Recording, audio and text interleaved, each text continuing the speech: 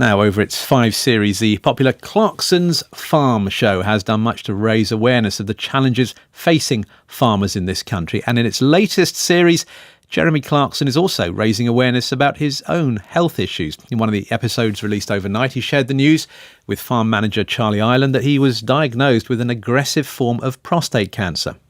I've known since May. I had a medical, remember back in May? Yeah. And he went, And, I disappeared off the other week and I had a biopsy done and it is cancer and it's aggressive. But it's really early, so the treatment will be, I'm praying that we could get the harvest done and then I could go and get some treatment. But it's going to be slap bang in the middle. An extract from Clarkson's Farm, which is available on Amazon Prime. Well, 5 years ago, in an episode of The Grand Tour on Prime Video, Jeremy Clarkson had raised the issue of men checking themselves for cancer with James May and Richard Hammond in their own inimitable way. With prostate cancer, they tell you've got to put your finger in your back bottom and have a rummage about. Now, never having done that, I don't know what it should feel like normally, so I don't know. No, it's the doctor. That's why you get the doctor to do it. Does it. No, it says check yourself. Back onto your own digit. That's what it says. Posters say check your anus. I've never seen a poster that says shove your finger up your arse. I've never understood it because it does say in the adverts check yourself for prostate cancer. No, you check yourself for testicular cancer, you spanner. You rummage your nuts about to make sure there's no... That you can do, yes. No, that's correct. what you tell your wife. Well, that part of the episode had a pretty profound impact on a man I've been speaking to tonight, Andrew Hood from North Devon, who caught the programme when he got home from a run.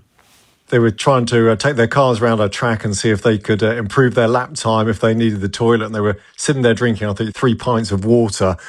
Jeremy made just an off-the-cuff quip about being able to go through the night, and that obviously related to prostate cancer. And that resonated with me. I was 48 years old at the time. I had never really thought about cancer very deeply from a personal level. Obviously, I have from having friends and family that have been diagnosed. I'm an avid runner, came back from an evening run, was in the shower and thought about the episode and thought perhaps I should be a little bit more self-aware. And subsequently, that actually turned into a testicular cancer diagnosis. And, well, you were diagnosed. Thankfully, you're in remission now, though, aren't you? Just tell us a bit, though, about your treatment, what you care to share. Of course, I've been very open since diagnosis. I think it's one of the most important things to be, is to be very open and very transparent and to encourage others. So I'm very happy to tell the story. From feeling something wasn't right, I went to see my GP. Who confirmed that, that something was definitely amiss. They referred me to a sonographer for a scan, and that very quickly resulted in an appointment with the urologist, who confirmed that their suspicions were it was cancer. It was quite far progressed. I certainly hadn't caught it early enough, and that resulted in me having an orchidectomy. And then subsequently following that, I had chemotherapy as a belt and braces because the cancer hadn't been caught early enough. And, I mean, now, as you're in remission, you have actually done something to thank the person who first made you aware of it and made you really focus on your own health. It is, and obviously Jeremy Clarkson's very much in the news today from being very open himself, and my personal experience with my diagnosis was prompted purely by him.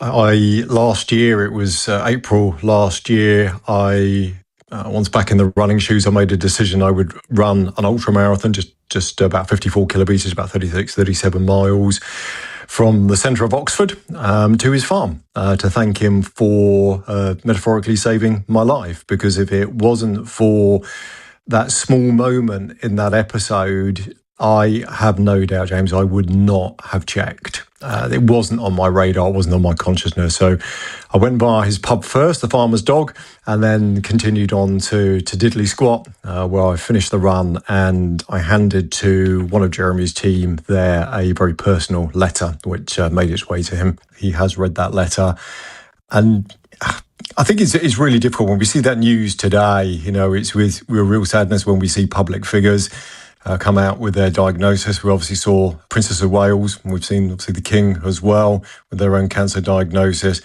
But it's such an incredibly important thing that we have these people in public life actually be open and transparent about it. Is it different when it's someone like Jeremy? I mean, for you, he has a very important place in your life. He's incredibly popular, but I think you'd acknowledge, he can be a bit of a Marmite character. There plenty of people, don't agree with his views or don't agree with a lot of what he has to say, but everyone knows him. He's someone who really cuts through. I mean, in a way, having someone like him make this public, does it almost have a broader impact on society? I mean, everyone does know him, whether or not they like him or not. I think it absolutely does. I mean, one of the things I think that it's really reminded me of today is that cancer does not discriminate. It doesn't care who you are. It doesn't care how famous you are. If it's going to visit you, it will visit you. I think by being open and being transparent, as Jeremy has done, it will make a significant difference. He's a well-known figure. He's got a very loyal following. I think that following has particularly grown and expanded since Clarkson's Farm to a completely new audience and a younger audience as well, I think, in a lot of ways. And for you, you're a marathon man, aren't you, as you've said, and you've done plenty of ultra marathons, you've been raising money. What's next for you? Quite a bit, really. I mean, I was running marathon distance up to diagnosis in 2021 while I was laying there for recovery from the operation and the chemotherapy. It's a deeply, deeply lonely time. It's a very scary time, even with the support around you.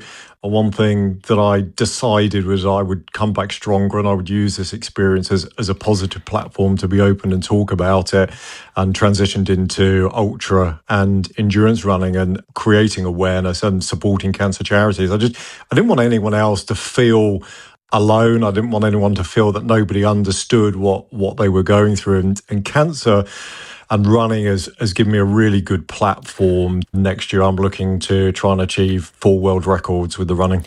As you say, Jeremy's a very busy man, but if he happens to be listening to this programme, do you have a message for him? I do, and I think as I came on before we spoke to you, I looked at a post from Prostate Cancer UK, which has had about 20,000 likes on it and undoubtedly has reached hundreds of thousands of accounts and pairs of eyes today. And I think, the one thing, Jeremy, to take away is that, first of all, the public are definitely supporting you on this journey. There are an awful lot of people who will resonate with what you're going through right now and how your family are feeling as well. It's not just about yourself, it's about how the family respond and how the family feel. But this isn't an end, this is a beginning, as I found. And I think one of the things we might see is perhaps another version of Clarkson that may come out of this. And that was Andrew Hood.